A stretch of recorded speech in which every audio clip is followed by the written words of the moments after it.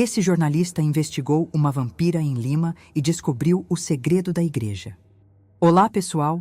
Naquela época em que as noites de Lima pareciam não ter fim e o vento úmido do Pacífico cortava as vielas coloniais de Barranco com um assobio constante, Carlos Valle cruzava aquelas ruas antigas com um olhar atento e um caderno amarelado nas mãos. Jornalista veterano de um canal local, ele se orgulhava de seu ceticismo e de uma postura racional que o impedia de crer em qualquer coisa que fugisse à lógica. Ateu convicto, habituado a denunciar charlatanismos e desvendar farsas, jamais imaginou que acabaria envolvido em um dos casos mais perturbadores da história recente da capital peruana. Um caso que colocaria sua sanidade em xeque e mudaria para sempre a forma como via o mundo ao seu redor. Tudo começou no início dos anos 90, quando uma sequência de mortes perturbadoras espalhou medo entre os moradores de Barranco e de bairros vizinhos como Miraflores e Chorrillos. As vítimas, sempre homens, eram encontradas com feridas profundas no pescoço, completamente exsanguinadas, mas sem qualquer sinal de luta. A ausência de sangue nos corpos era o que mais intrigava a polícia. Carlos, inicialmente, achava que se tratava de uma quadrilha sofisticada, talvez traficantes ou assassinos rituais. No entanto, à medida que mergulhava nas investigações, confrontava relatos cada vez mais desconcertantes. Histórias de uma mulher vestida de preto, vista momentos antes das mortes, sempre caminhando sozinha, com passos calmos e olhar fixo, como se procurasse algo ou alguém. Nas noites de domingo, quando as ruas se esvaziavam e o silêncio tomava conta dos becos, Carlos começou a frequentar o Puente de los Suspiros, uma ponte histórica de madeira cercada por árvores antigas e lendas esquecidas. Com o caderno nas mãos e um pequeno gravador no bolso, ele caminhava por ali após a meia-noite, observando cada movimento, conversando com moradores e registrando os sussurros dos que ainda se lembravam das histórias proibidas. Foi durante uma dessas andanças que ouviu pela primeira vez o apelido que marcaria sua vida para sempre: a Bruxa de Barranco. Um termo sussurrado com receio, quase nunca em voz alta, como se o próprio som do nome pudesse atrair algo indesejado. Segundo as lendas locais, entre os anos de 1929 e 1930, uma mulher de beleza incomum teria feito um pacto com entidades obscuras para conquistar a vida eterna. Em troca, alimentava-se da energia vital de homens, sempre à noite, nos arredores da ponte. Os moradores antigos contavam que ela desaparecera subitamente, mas voltava a cada 30 anos, com aparência rejuvenescida, repetindo os mesmos padrões de morte. Carlos tratou tudo como folclore, registrando as histórias mais por respeito do que por crença. Ainda assim, algo em seu íntimo começava a reagir. A razão, que sempre o guiara com firmeza, agora parecia hesitar diante de detalhes coincidentes demais para serem ignorados. Numa dessas madrugadas frias, ao atravessar a entrada da ponte, foi abordado por uma senhora muito idosa que vendia doces em uma banca improvisada. Ela o observava há semanas, em silêncio, até que naquele dia resolveu falar. "Você está procurando por ela, não é?" Disse em voz baixa, encarando-o com olhos marejados. Carlos tentou negar, surpreso com a pergunta, mas a mulher prosseguiu. "Todos aqui sabem dela, mas ninguém fala, por medo."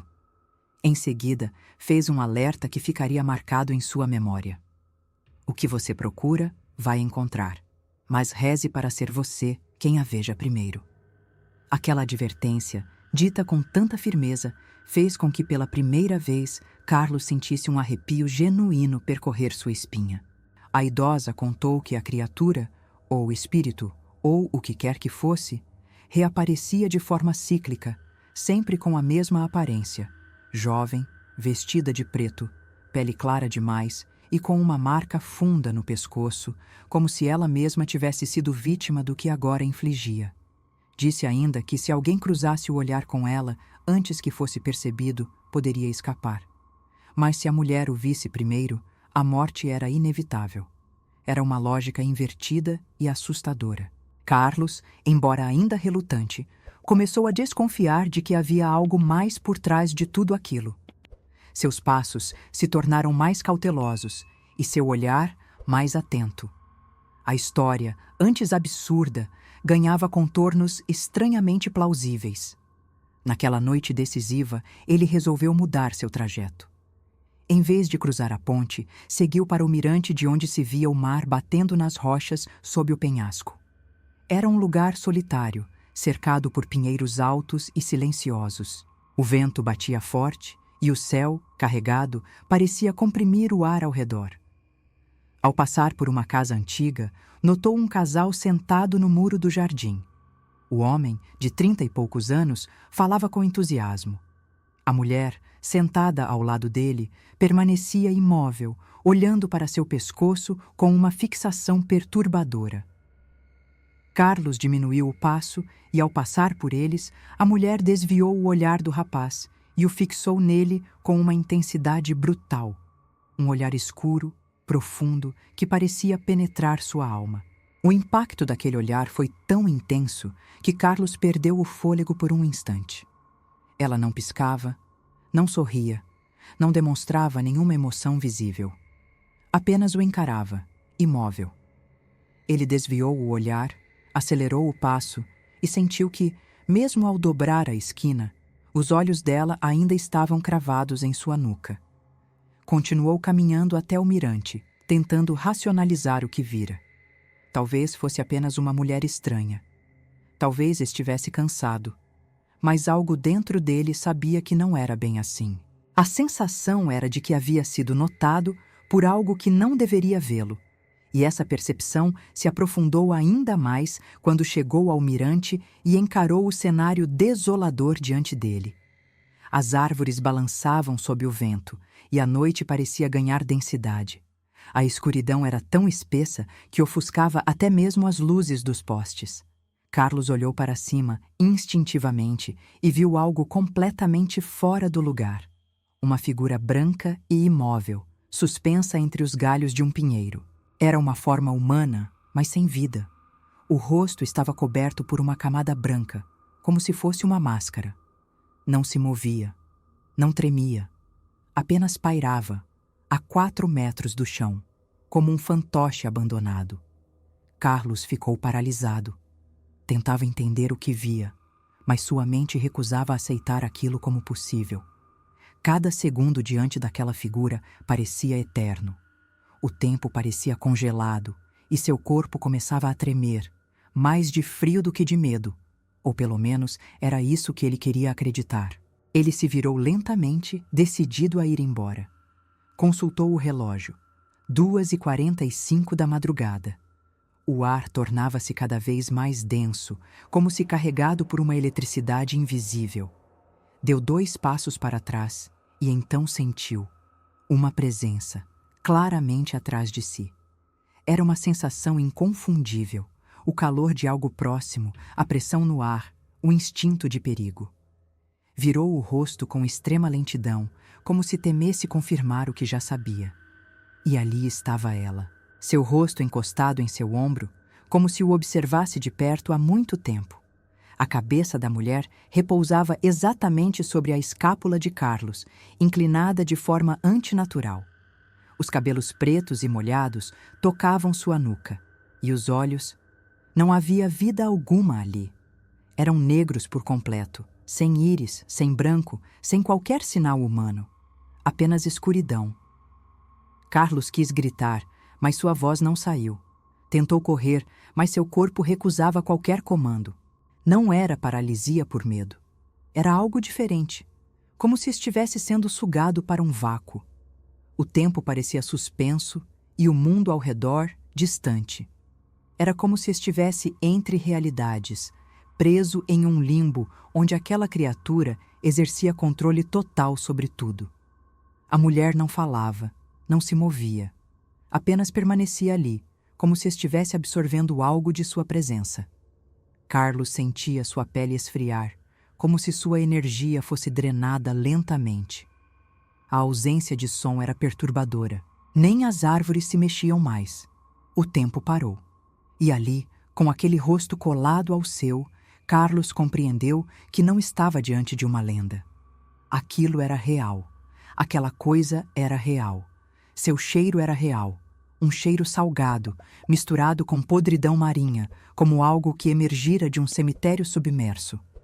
E ele sabia que, a partir daquele instante, sua vida jamais seria a mesma. A bruxa de Barranco o havia encontrado. Carlos não sabia ao certo como conseguiu romper aquele transe. Um impulso súbito, irracional, fez com que movesse os braços com violência e empurrasse a criatura para longe. Seu corpo respondeu por instinto, como se uma força adormecida tivesse emergido em um ato de sobrevivência. Ao tocar a pele da mulher, sentiu um frio quase insuportável, como gelo com textura de carne. Os ossos sob a pele eram finos, frágeis, mas envoltos por uma força que parecia não pertencer a este mundo. Ela caiu para trás com um movimento lento, quase teatral, e emitiu um som grave, inumano, que reverberou como um grito abafado entre as árvores. Carlos não esperou para ver mais. Girou nos calcanhares e correu com tudo o que tinha. A descida até a escadaria que levava de volta à parte baixa do bairro parecia não ter fim. A cada passo, o som dos próprios passos era abafado por gritos distorcidos que vinham do alto. Um som que misturava o choro de uma mulher com o riso de uma hiena faminta. Era difícil dizer se vinham de uma garganta humana ou de algo que imitava a humanidade com precisão mórbida. Carlos tropeçava, escorregava, mas não parava. Ao alcançar a base da escada, deparou-se com um grupo de crianças de rua, cobertas por cobertores puídos, que dormiam encostadas a uma parede de adobe. Os meninos acordaram assustados com o barulho e, ao vê-lo, arregalaram os olhos com espanto e medo. As crianças apontavam para o alto da escadaria, onde não havia nada visível. Ainda assim, tremiam e balbuciavam palavras desconexas. Ela estava voando, tinha garras, os olhos dela eram buracos, dizia um deles, sem conseguir articular frases completas. Carlos se ajoelhou no chão, ofegante, e tentou entender se tudo aquilo tinha sido real ou fruto de sua imaginação. Mas o medo das crianças, puro, inegociável, não deixava dúvidas. Aquela presença era palpável até para quem não a tinha visto. Ele ficou ali por alguns minutos, até que o céu começou a clarear. Um azul cinzento surgia sobre o Pacífico, empurrando a noite para trás. Aos poucos, os sons da cidade voltavam, como se o mundo tentasse esquecer o que acontecera. Ao amanhecer, uma notícia circulava entre os moradores de Barranco. Um corpo havia sido encontrado na praia, sob o mesmo penhasco onde Carlos estivera horas antes.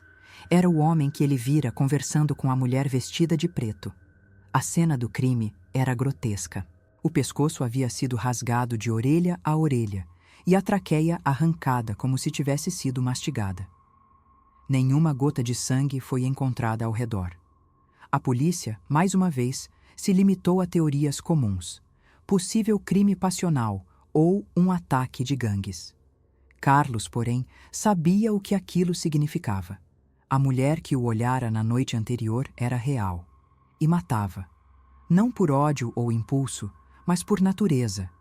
Nos dias que se seguiram, Carlos tentou retomar a rotina, mas era impossível. As imagens, os sons, os cheiros, tudo voltava à sua mente como fragmentos de um pesadelo recorrente. Passou a investigar de forma mais profunda, vasculhando arquivos de bibliotecas antigas, registros da igreja e relatos esquecidos por décadas. Em um mosteiro nos arredores de Lima, encontrou uma referência enigmática a uma entidade chamada Aswang, mencionada em antigos manuscritos missionários do século XVIII. Tratava-se de uma criatura demoníaca descrita por religiosos nas Filipinas, uma mulher que se alimentava de sangue e órgãos humanos e que podia mudar de forma para atrair suas vítimas. O detalhe que mais o impressionou era a periodicidade de suas aparições, sempre a cada 30 anos, em lugares próximos ao mar. A semelhança com o que vinha acontecendo em Barranco era assustadora.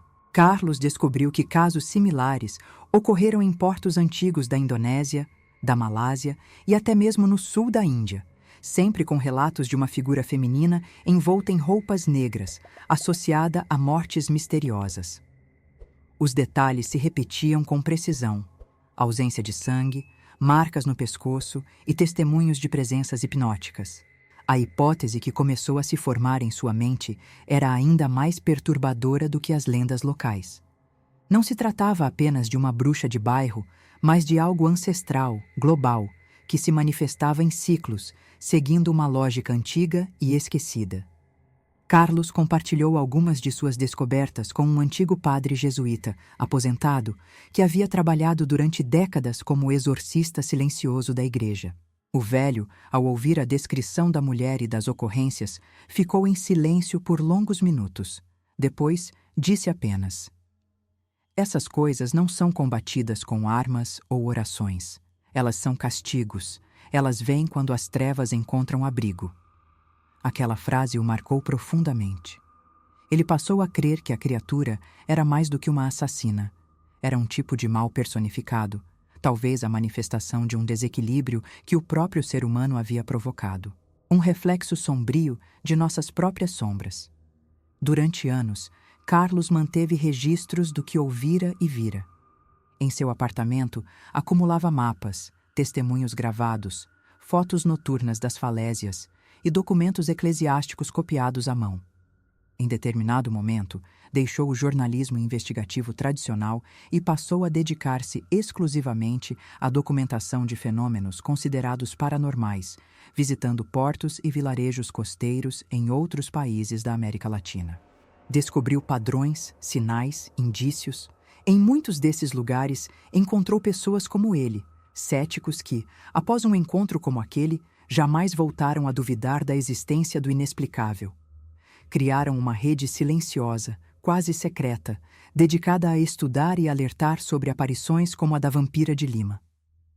30 anos depois daquele encontro, já com os cabelos grisalhos e a voz mais pausada, Carlos voltou ao Puente de Los Suspiros em uma madrugada fria de inverno. Caminhou com calma, como quem revisita um lugar sagrado. Parou na mesma escadaria onde havia fugido da criatura, observou o mirante à distância e permaneceu ali por quase 1 hora. Nada aconteceu. Nenhuma presença. Nenhum sussurro. Mas quando começou a voltar, ouviu ao longe, entre os pinheiros, uma risada abafada, o mesmo som que ouvira naquela noite. Sorriu levemente, como quem entende que certas portas, uma vez abertas, jamais se fecham completamente. Hoje, muitos ainda juram ver, entre as sombras dos penhascos de Barranco e Chorrillos, uma mulher solitária vestida de preto, caminhando na direção do mar. Outros dizem ouvir vozes femininas chamando pelo nome de homens que já morreram. As lendas urbanas se renovam, os nomes mudam, mas os símbolos permanecem. Carlos, marcado por uma experiência que desafiou sua razão, aprendeu a conviver com o que viu. Em entrevistas raras, ele resume tudo em uma única frase: "O mal não é lenda. Ele apenas espera que alguém olhe primeiro." E essa frase, mais do que um aviso, é um testamento silencioso para quem ainda ousa cruzar aquela ponte após a meia-noite. Se essas histórias despertam a sua curiosidade, e você muitas vezes fica se perguntando o que está por trás de tantos mistérios, saiba que existem livros que trazem detalhes e até respostas para dúvidas que os vídeos não conseguem mostrar. Eu separei os livros mais procurados sobre abduções, mistérios e fenômenos inexplicáveis, reunidos em uma lista especial para você. O link está logo abaixo, na descrição do vídeo. Se você se interessar por algum desses livros, pode adquirir diretamente por lá. E além de se aprofundar ainda mais nesses assuntos, você também estará ajudando o canal a continuar trazendo novos conteúdos. Muito obrigado por assistir até aqui.